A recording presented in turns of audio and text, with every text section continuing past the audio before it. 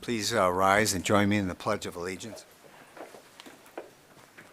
Pledge allegiance to the flag of the United States of America and to the republic for which it stands, one nation, under God, indivisible, with liberty and justice for all. Is there any citizen request to speak? Nope. Hearing none, then we move on to reports, department reports. First up is Human Resources. Okay, that's me. So each year I try to think of a word or phrase to encapsulate the feelings of the past school year. Last year it was doing the next right thing. And for the 21-22 school year, it's persistent resilience. We don't have job candidates? Let's create a recruitment campaign, signing bonus and increase hourly pay. We're running short on staff in our buildings in January. Let's survey our subs, increase the sub rate, and increase the extra period pay for existing staff. Staff don't feel recognized? Let's create a Cheers for Peers program. The list goes on, as you can see in my HR highlights document. This year was supposed to be easier. It was supposed to be post-COVID, but it just wasn't. People were certainly tired of COVID, yet we still had to deal with it oozing into every facet of our lives, at work and at home, and it got wearing for everybody. Yet I asked my HR staff to double down on positivity. Whether it was recruitment, retention, or recognition, it all mattered that we did it, and we did it well. This ongoing heaviness of the year resulted in our theme of the power of fun for our wellness challenge.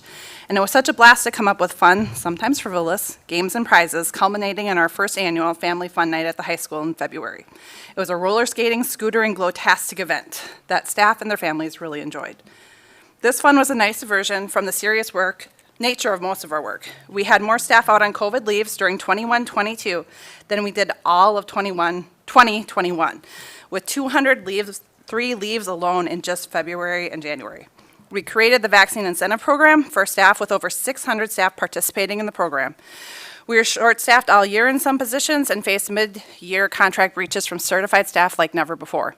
Yet we necessarily persevered. It was during the height of the COVID issues this winter that we launched the Cheers for Peers program, celebrating and recognizing staff at the board level. And it was a joy to read the peer nominations each month and to celebrate with the winners. Finally, we started sending out a lot more surveys to staff, whether it's substitutes, support staff, or certified staff. Offering an avenue for staff to provide input on HR-related issues has been fantastic, and we're currently reviewing the data from the support staff on their pay and benefits. Also, in large part due to certified staff members' vocal, consistent criticisms of our TSS system and the survey and corresponding board support, we are currently considering significant changes to the compensation system as a TSS committee. Very exciting work that we're doing this summer in that area. Overall, it was an exhausting yet rewarding year, persistent resilience. We did what we needed to do when we needed to do it to get through a tough year.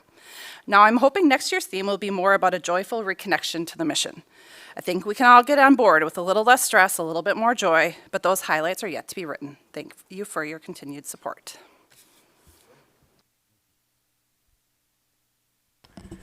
Any comments or questions for Andrea? Yes, Carrie. Thank you. Tough year. Yep, great job. Thank you very much. Good report, and I enjoyed reading the highlights and great summary. All right, next up is the Hudson High School. Is this on? If it's up, it's on. It's on. All right. So, good evening, everyone. I really have 2 reports. One is the typical Hudson High School report I'd give you at this time, and then also I'm going to step in for Aaron Moen and provide a brief spring activities and athletics update as well. Just a great year that we had this year at the high school. Among our goals, a number of them were focused in on our ACT performance from our juniors and highlighted by the first bullet in the document I provided for you. We had a 5% goal over a baseline, and our students performed almost 9% increase over that baseline in ELA. So our kids just did a really nice job in our ACT, and it was just really, for me personally, to be able to see some of those results, particularly given some of the obstacles they've had in their career. It was just really great to see. We had over 100 seniors inducted into our National Honor Society, and I'd just like to provide a quick shout out to Ms. Militano and Ms. Heimdahl. They do a wonderful job leading that. It resulted in almost 7,300 volunteer hours from our kids. So just great work there. If you haven't got to know Miss Andy Cuffle yet, she's a first-year agriculture teacher for us, and she's going to be a game changer. She really connects very well with kids in that program, has created a lot of interest, and one of the highlights of our school year is that she had 35 students who did a supervised agriculture experience outside of the classroom. So just a name to keep in mind. And then finally, we did have 2 students receive national ROTC scholarships. For those of you who may not be familiar, that is a tremendous accomplishment that they were able to share. It happens very rarely when one district has 2 full ride scholarships via ROTC. So that was really pretty special. And in terms of Mr. Moen's side of things, again, you have a report that he had provided, but he wanted to highlight just some of the fine performances in the classroom by our athletes, including the top GPA in each sport that he provided there for you, as well as 4 academic all-state golf recipients. Another highlight from our year was just the extraordinary number of all-state boys hockey players to top off just another great season. We won the gold, for those of you that may or may not be aware. If you had a chance to watch them, really a special group of skaters. So really a nice season on their end. Our spring sports, we had finished in the top 3 in 6 of 7 of our spring sports this year. And again, more details in the report that was provided for you. Mr. Moen's continued to run our annual athletic recognition event, which is just a really cool thing to see. This year, he brought in Mr. Ethan Hansen to return as an alumni speaker, and Ethan was able to talk to our kids about transitioning from high school to college, both as not only as an athlete, but also a little bit more in terms of the academics, as well as just the importance of being a contributing member to our society. Student participation in extracurriculars this year rose 10%, so we're at now about 64% of our high school students this year participated in extracurricular. Just an excellent measure, great progress, and we want to continue to improve upon that number. For those of you that have Thursday night open, this Thursday night, the Packer road trip is coming to our stadium. Very exciting opportunity for our students and our community. It's in coordination with the Hudson football pigskin picnic. And then in addition to that, the Packers personnel are going to be visiting our kids on Friday morning at 9:45 to provide a leadership training for some of our Raider Elite kids. So just a lot of good things that have been able to highlight a great year. And then finally, just on Mr. Moen's behalf, just want to say thank you for your continued support for our programs, and he's really looking forward to next year. Report, and who do we see to get those tickets for that Packers? Mr. Moen has all of the VIP stuff for you. All right, yeah, Just waiting all right, excellent. for a small Any other contribution. questions for our principal at the high school? All right, thanks a lot. Thanks. Thank you for your report. Next up, teaching and learning. Thank you very much. So in teaching and learning, we're going to focus on 5 different areas that we focused a lot of our energy on this year: engagement, curriculum, instructional leadership, assessment, and inclusive practices. Engagement, we looked at engaging staff, community, and family members. We have a few examples there. In terms of staff, I think the most deliberate and impactful activity we engaged in was the lunch and listens, where we visited with each school, made sure we're there to answer questions that staff had. It was overwhelmingly well received. People went out of their way to come in and ask questions and engage, even if they didn't necessarily have hard-hitting questions. They just wanted to know that it was appreciated that we took the time. Added elementary department heads, which was a great addition. We already had secondary department heads, so giving equal voice to elementary teachers to make sure they're being heard. And then there's a few other things there that we can get into, but they focus more on going out to the community. One is the Teaching and Learning Advisory Council continue their work. I love that group, an incredibly dedicated group of parents and grandparents that are interested in offering their perspective, their skills and talents to make sure we're moving in a direction that they can get behind. The Human Growth Development and Ad Hoc Council, that's sort of an offshoot of that group. Many of those members serve on that council, but we expanded that as well. That is going well. We're about halfway through. If anyone wants to sub and take the helm for that for a while, you just let me know. Sign you up. The next area is curriculum. You've learned a lot over the course of the last year to 2 years on the curriculum improvement process. Our focus is if there's something that's important for all teachers, we want to embed it into the curriculum improvement process because all teachers go through that process so we can deliver professional learning and good curricular results as well. Completed phase 3 of the social studies. You saw some reports on that. The Teaching and Learning Advisory Council did a lot to support that work as well. And then also I put in the responsive curricular adjustments. What I mean by that is making adjustments on the fly when we're seeing things aren't necessarily going in a direction that we wanted them or need them to go. So the work at the secondary level, making some of those adjustments was fantastic and I think served us very well, and the results actually demonstrate that it worked out for us. Then adding the financial literacy, we talked about that as well. That's an exciting improvement. And that last one is really about clarity. We want to make sure that we can stand proudly behind what we offer to our students, and we can be crystal clear and transparent in that. Using Embark, which was formerly Build Your Own Curriculum, is a tool that is helping us move in that direction. I feel very good about that. Instructional leadership, a few things in instructional leadership. One is the science of reading. Science of reading is essentially looking at the body of research that tells us how, especially young kids, but all kids learn how to read sequentially. It's actually more predictable than some might think.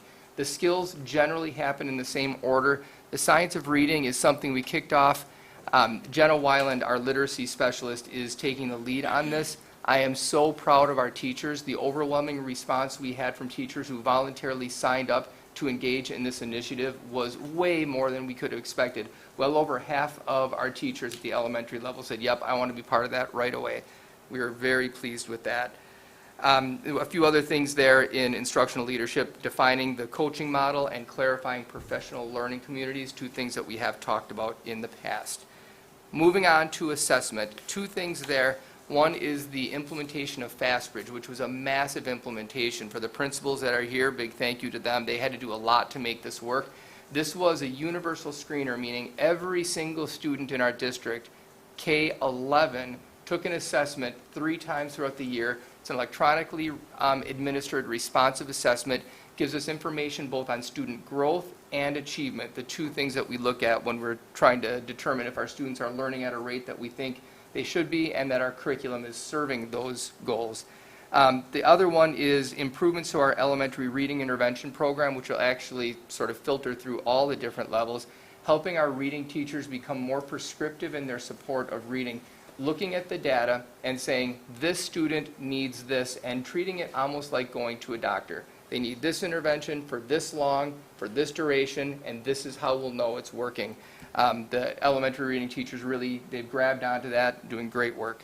And then finally, inclusive practices, and this is one that we share with student services.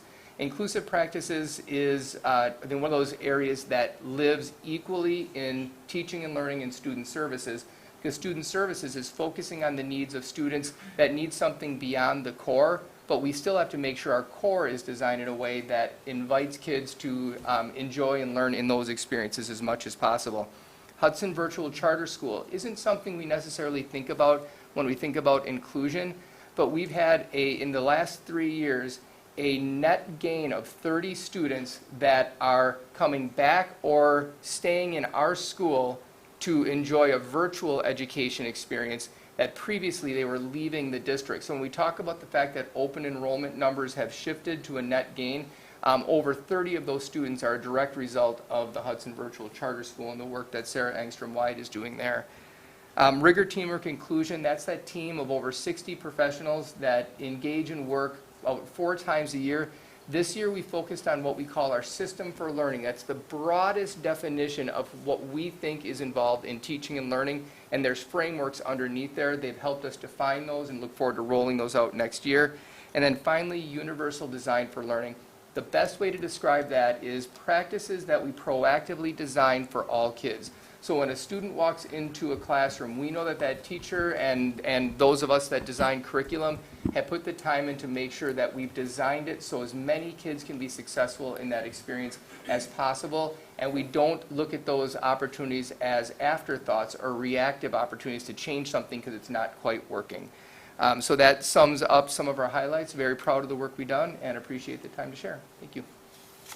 All right. Any questions for Dave on any of his report, but thank you for that.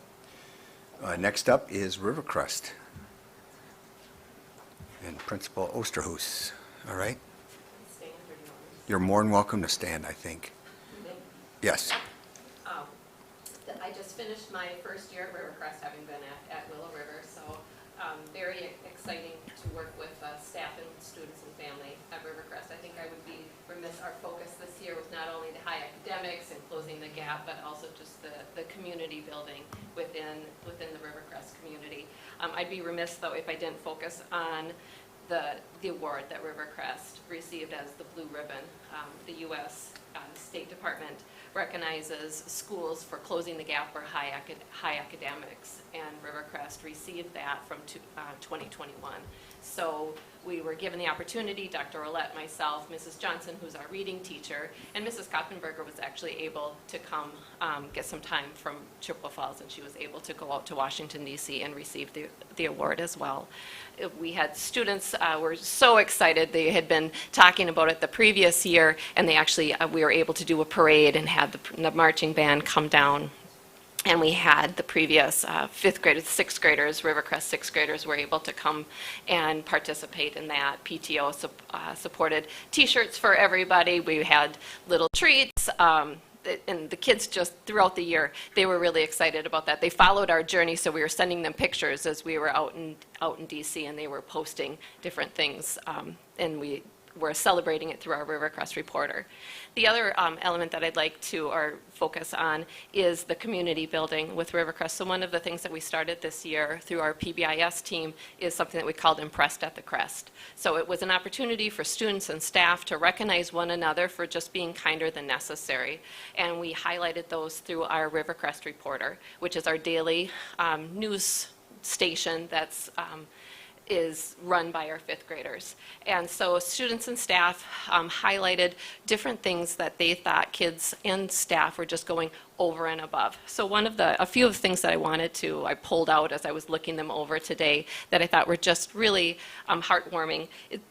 Which a student saw some other students that were having a hard time carrying a crate of milk. So he stopped, he helped them deliver the milk to their class safely. So another student wanted to highlight that he was such a helpful friend. So we announced that on our Rivercrest reporter. The student comes down to the office, we take their picture, they get a certificate, they take it home, and then we also call home. So I called 176 families, and that was just a great opportunity for me to get to know, having been that first year at Rivercrest, getting to know the families there. Some of the other ones were a teacher had nominated. In math, we were learning about equivalent fractions. Another student in our class needed a little extra help. So Asher walked over to the student and offered to teach his classmate how to make equivalent fractions. He was not asked to help, but saw that the help was needed, so he stepped in. Here's a student, Maya, wanted to nominate Scarlett because at recess, Mila slipped on the ice outside. Scarlett was kind enough to ask if Maya was okay and helped her up. Thank you, Scarlett. So it just was a opportunity for the kids, and then they would suggest it to their teacher. Oh, I would like to nominate, and then every time they'd see me in the hall, did you get it yet? Did you get it? No, is it time? So it was just a great opportunity for us to recognize one another. We also had the fifth graders did kindness clothespins. So once a week they wrote kind messages on clothespins, and then they went and just put them on different people's jackets. So at the end of the year, somebody had put in that they wanted to thank the kindness crew for bringing sunshine to the school. So two focuses I just wanted to share with you, one focusing on the high academics and closing the gap, as well as the community building. So thank you for the opportunity to share. Right. Any comments or questions? Thank you again for the report. Appreciate hear that positivity, and it was really clear in reading the report and your highlights. So, all right, next up, transportation. Equally as exciting. Oh no, I'm good. Blue ribbon all the way. I actually joked with Tim Miner, what do you say about transportation? He says, introduce yourself, and if they don't know you, that's good. So, I'm Steve Schonecker. I'm the Assistant Director of Transportation, as well as I get to work with Mrs. Sexy as the Assistant Principal at Holton in North Hudson. So, just wanted to share, Andrea, the Director, she told me when I started this position, try to tell a little story.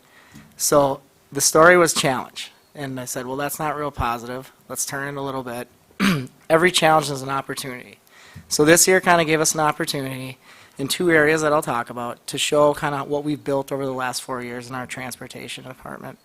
So we started with Traversa Core 4 years ago. I came in a year into that, learned a lot about Traversa and even more about busing. So here we go. This year's big theme for trouble was driver shortage. As Andrea said, staffing's an issue here. It's an issue everywhere. One way we figured we could address that is to be a little more proactive. We sat down as a leadership team with Safeway Bus Company and said, as opposed to calling people and telling them they don't have a bus today, maybe we come up with alternative routes. So that's what we did. We combined 3 of our routes. We took one route, broke it apart, split it up amongst 3. We had tiers of routing, which would be like a yellow 1, yellow 2, yellow 3. We identified all the kids that were impacted, put together call lists, worked heavily with Tracy on how we can communicate when we need to use them, and every parent would get a text, an email, and a phone call when we need it. So that worked out perfect. Another thing you did, the school board did, they approved the $1 an hour driver incentive. That was huge for Safeway. They also raised their rates by $2 an hour, and that allowed them to retain their staff. And currently, I know they have 9 new hires in the bank, so that's good. As I watched the news this morning, the headline again was driver shortage, so we're doing good there. Another thing that was super fun at the beginning of the year was the Lake Malibu Bridge closed for 3 months. So I had been told that by August 15th that project would be done, and I don't think it had started yet. So I sat down and I thought, can we really put a canoe across there and get about 85 kids? Probably not. So we had to reroute 32 runs around the bridge. Dave denied me on using his pontoon, but that's fine. Multiple communications exchanges with 240 families that were impacted. Daily changes were made to routes, and this is where Traversa, the software that we purchased, was super helpful because those tablets, every time I made a change, it was recognizable on the tablet.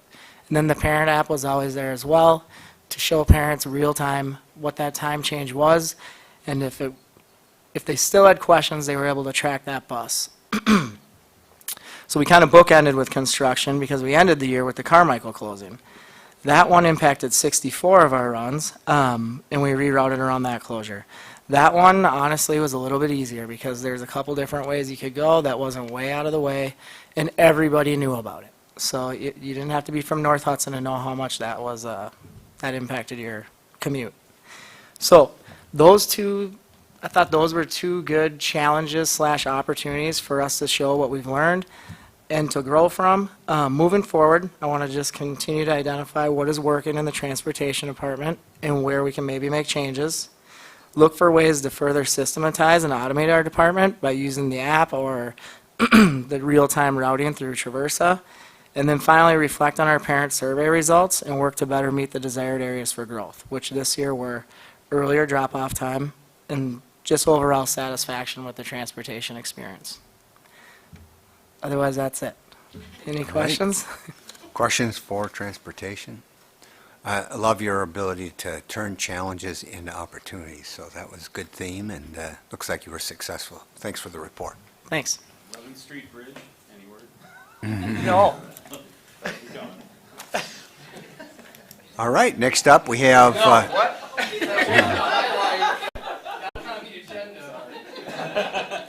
Yeah, Holton and North Hudson, and rather than make you choose, I think Holton was on the list first, so... Yeah, Holton first, yeah. All right. So thank you. Shannon Sexy, principal at 2 buildings, so I have 2 reports to give to you. You have my full report, but I just thought I would highlight a few of the things that I thought kids and teachers would probably say were highlights for them too. At Holton and North Hudson this year, we had the opportunity to combine professional development with North Hudson and Holton teachers, so that was an opportunity for us to be able to collaborate at a little higher level with more than just 2 sections. We were able to collaborate with 4 sections. I would say another one, I think really big for Holton, we give a survey that asks students if they can name 2 adults in the building that would be named 2 adults that they could trust. and 100% of our kids in grades 3 through 5 could name 2 adults. So I think those are pretty good numbers. Also, this year at Holton, we hosted the very first Brain and Body Boost event. So they got to do some activities with their body, rock climbing, and they got to do some coding and brain boosting activities, and that was attended by more than 250 people. So that will be one that we will repeat. Some traditions. Being new at Holton, I found that there were a lot of traditions that Holton has that not every school has. So I was pretty excited and honored to be a part of the traditions, and a lot of them that weren't able to be done at the same level through COVID. So I would say the kite day was something that is pretty cool, and even the pictures couldn't do justice to what that day really looks like, with all the kids out there with their kites. The Holton all-school skate, we still modified that just a little bit. Instead of the whole school, we did K2 and then 3-5, and that worked out really well, and I think that the parents and students and teachers all thought that might be a good way to keep it. We had more kids this year actually get out there and try to skate than when there were all of the students out there. And then another, one of the big things, and I didn't know how big this was, but the Holton Bazaar, that they weren't able to do that the last couple of years. They did that this year. They did it in the spring instead of the fall, and that was very well attended. And I could see teachers, retired teachers and staff that came back, and students that were in middle school and even high school that came back for that Holton Bazaar. So that probably wraps up Holton. I added some pictures on there that weren't necessarily in my highlights probably, but like the garden club, that's something that's really special to Holton too. The master gardeners that come and work with students on Thursdays. So each grade level, that whoever wants to be in the garden club during their recess time, they go out and help the master gardeners with that. And at the all-school meeting, I had students stand up if they were a part of the garden club, and every student stood up. So it's a big thing. That's a big thing. All right, and so for North, I would say one of the things that was really neat for us to do. North does a lot of community and service projects, and so just wanted to highlight that the students collected a lot of winter gear for Operation Help this year. They also collected thousands of pop tabs for the Ronald McDonald House. Our school counselor, Chris Stropp, received the Whisk Bar Program of Promise Award, as well as our whole elementary counseling team. I wanted to highlight that too, that they received the Equity in Action Award from WISCA. At North, equally, I think, is good as 97% of our students could name 2 adults that they trust. The second annual STEAM night, this is probably one of the things that if I asked kids, they would say that was one of their highlights. When I asked the kids, definitely field trips being back is a huge thing. So just about every kiddo that I asked what their highlight would be, it was field trips. So we're glad to have those back.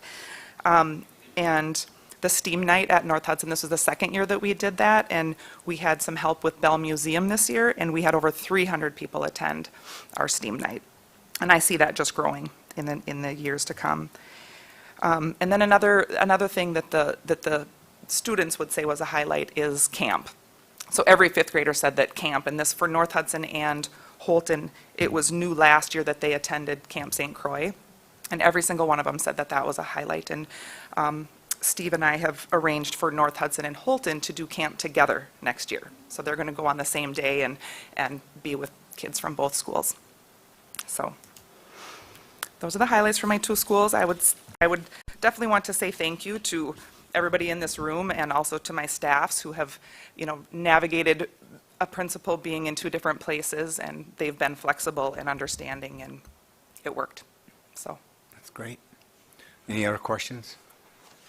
All right. Well, thank you very much for your report, Jan. Appreciate it. Oh, and Bob, the garden at North Hudson is still working.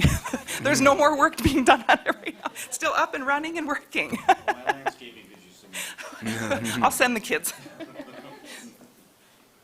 All right. Thank you very much. Well, next up, Tracy, you have 3 reports. I do. I am covering for Michelle Hagan this evening. Michelle is at UW-Madison, helping her daughter sign up for her freshman year, so go Brielle.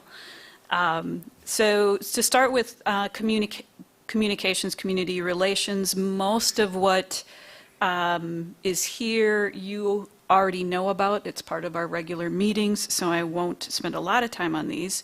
Good news, we transitioned our COVID communications late winter to align with our other classroom health alerts, so we're kind of slowly moving back to how we usually do things. We completed our work with the School Start Time Advisory Committee, surveyed the community to get feedback on the facility task force recommendations, and focused our school safety work on threat assessment training.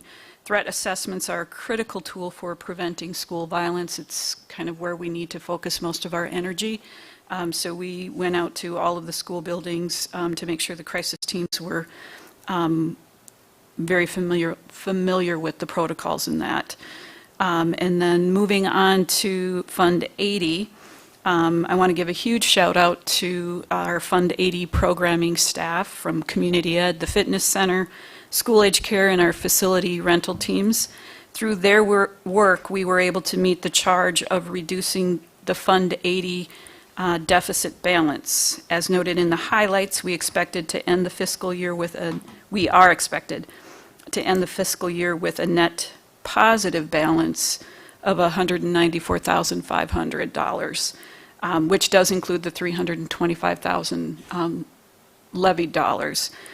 Just as a reference point, we started the 2021-2022 school year or fiscal year with a $255,000 deficit. So to climb out of that in a year when we expected it to take 3 years is amazing. And like I said, much thanks to the team who really worked to support that happening.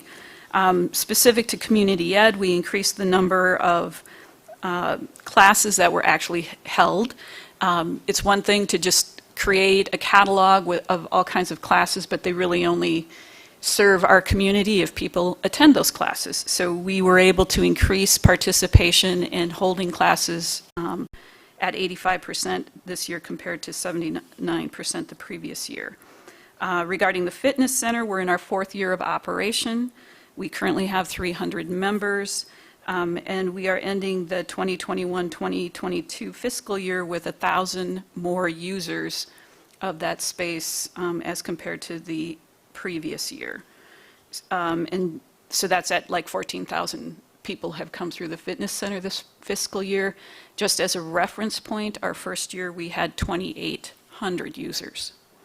And then facility rentals, we're ending this fiscal year at nearly $170,000 in revenue, 48,000 of that from dance recitals. That's become our auditorium, renovated auditorium is a go-to space. People really enjoy that space. We have consistently received positive feedback on the customer service provided by Betsy Gantz, Ryan Delacroix, and our custodial staff, so thank you to all of them for representing the district so well for those who are renting our space. School Age Care. School Age Care is ending the year with a positive balance of $163,500. We added 4K wrap care to 3 of our elementary school sites, EP Rock, North Hudson, and Willow River. That's been fun this past year. We enjoyed developing enrichment activities for this younger age group that complements their 4K classroom experience. School Age Care operated with a limited number of staff, just like others who have talked about the shortage. This significantly reduced the flexibility that we could provide families. So for most of the year, families were not able to take advantage of the drop-in care that we typically allow families to use. We're hopeful that we'll be able to fill positions this year. Right now, we have 150 kids on waiting lists to get into school age care. So despite the shortage, the school age care team delivered a program that is of high value to our families in an environment that is engaging and safe. So the final 2 pages of the report highlights our internal survey of parents, just to give you some to give you a look at what our parents are saying. Their comments were overwhelmingly positive. The primary grievance was just not being able to use that drop-in care. And then finally, I want to extend a special thank you to the school-age care staff who put in overtime this year, and also the school district staff outside of school-age care who put in extra time in their day to help support our work. So we had people from IT to paras from other buildings. We had a wide range of folks who jumped in to help us, so we appreciate that. Thank you. Any questions for Tracy? I guess, Tracy, I have one, if I can put you on the spot, was because I had a community member ask and saying, can we join the Raider Fitness Center? Yes. And they asked me how much, and I couldn't say off the top of my head. But Well, depending on what they're looking for. So a regular family, no, you're testing me. It's on the website, but a family full membership is like $40 a month. Might have Right. gone up to an 50. adult individual would be less than that. Yes, it's Yep. like 20. That's what I thought. It was 20 or 25. I just couldn't remember. But thank you for. And pointing out. our only month where our numbers were lower than the previous year was February, and if you recall, that's when Planet Fitness opened up. So that's our, for a price point, that's our biggest competitor right now. Yeah, they opened at $10, right? I think it was. Yes. Yeah. So, all right. Any other questions then for Tracy? But thank you for those reports, and thanks for standing up for Michelle on her report. This brings us now to the action items, and first is the consent agenda, and I would entertain a motion to approve with the expenditures as listed. Mr. President, Yes, Rob? move approval of the consent items and that the Chief Financial and Operations Officer be authorized to pay bills in the amount of $1,576,641.50. Second. All right, motion by Rob, second by Carrie. And just for FYI, I noticed that Rob, when he's on Zoom, he's very clearly heard, whereas my speech came out like I was on a R2D2, but that was, that was last year. We got, I know, improvements in our tech. But all those in favor of approving the consent agenda as presented signify by saying aye. Aye. Aye. Those opposed say nay. The ayes have it. Next up, we have the academic standard identification and notification. This was dealt with at our work session, but Dave, it is that time of year when we have to approve this, right? That is exactly right, an annual requirement that started in 2015. We did talk about this last time. Just a quick summary, academic standards define what we want students to be able to do and what we want them to know when they finish a course or a school year. They really provide the backbone of all that we do. Our instruction, our curriculum, and our assessment is all designed to gear toward those standards. However, we prioritize our standards individually. Talked about the transparency and the clarity. Our priority standards are listed in Embark, so you can see all of the standards, and then the priority standards are bolded. So if a family wants to know, okay, where are we stressing, which standards do we find most important, they can see that as well. It is our recommendation that we adopt the Wisconsin academic standards. That really helps us stay aligned to our accountability measures and make sure that we're not being redundant in the work that we do to serve our kids. Any questions for Dave? Hearing none. Anyone have a motion to bring to approve this? Mr. President, Okay. Heather?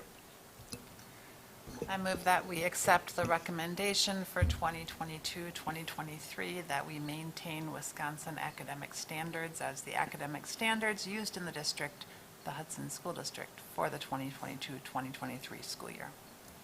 Second. All right. We have a motion, a second. All those in favor signify by saying aye. Aye. Those opposed say nay. The ayes have it, and I will now entertain a motion to move into closed session pursuant to the language in the agenda. Mr. President, Yes. the board will entertain a motion to convene in closed session pursuant to Wisconsin Statute 19.85, parent 1, parent C, to consider the employee evaluation data of an administrative employee. We have do we have a second? All right, we have a second by Kate. So now all right, board members kind of moved or seconded. This requires roll call vote. Bauman? Aye. Brown? Rob? Aye. All right. Garza? Aye. Logland? Aye. Powers? Aye. Whitaker? Aye. Johnson? Aye. The ayes have it. And we will move into closed session, and from which we will adjourn the meeting, so we will not be coming back into open session. And I'll come down to you guys, so we'll give him 5 minutes to kind of get his stuff cleaned up.